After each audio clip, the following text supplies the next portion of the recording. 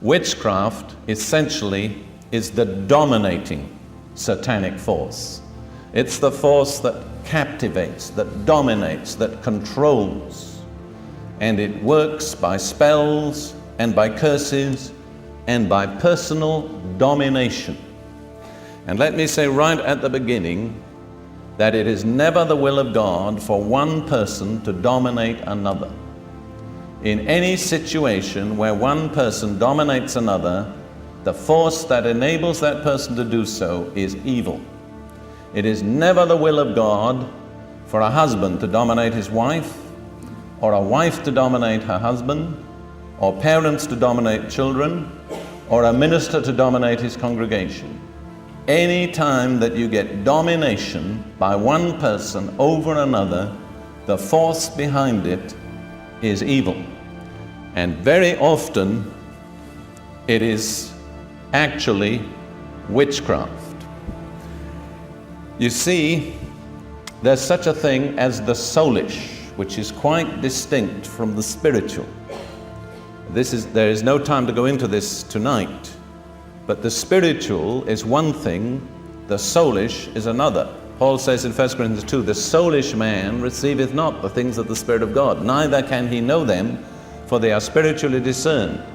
And in James chapter 3, let me just read this short passage. Verses 14 and 15, James 3, verses 14 and 15, but if ye have bitter envying and strife in your hearts, glory not, and lie not against the truth. If you can't live in peace with your husband or your wife, don't tell everybody that you've got it all from the spiritual point of view, you know. And our church has it all, because when the neighbors hear you quarreling, they'll know better. Now then, it goes on, this wisdom descendeth not from above, but is earthly, sensual, devilish. Now, the literal translation is earthly, soulish, demonic. There is a down gradation. You come down to the earthly level, you go into the soulish level, and the next thing is the demonic. So the order is earthly, soulish, demonic. And when anybody in their own natural willpower and intentions decides to get somebody else to do something, the force that they're exercising is soulish. And it frequently ends up by opening to the demonic. It's most important to understand this. Much prayer is soulish. Prayer is not a way of getting God to do what we want Him to do. Any prayer that's based on that kind of motivation is soulish to start with. Prayer is not a way of getting other people to do what we want them to do. And any prayer that's based on that motivation is soulish. Frankly, there are some people who come to me and say, Brother Prince, I'm praying for you, and I sometimes wish under my breath, I wish you weren't. Because there are soulish prayers that do not bring the Spirit of God in their train, but bring dark, evil, oppressive power. Earthly, soulish, demonic.